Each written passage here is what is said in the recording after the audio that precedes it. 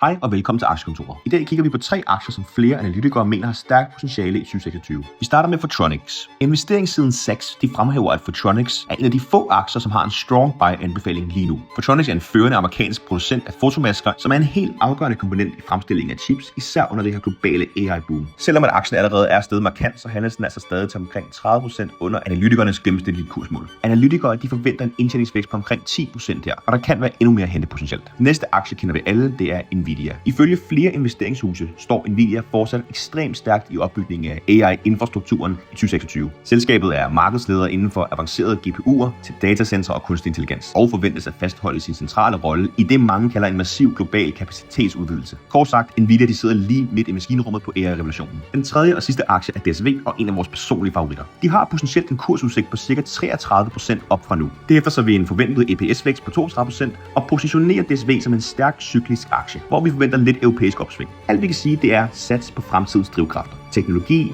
AI og global logistik. 3 stærke aktier, der kombinerer innovation, vækst og robusthed i 2026.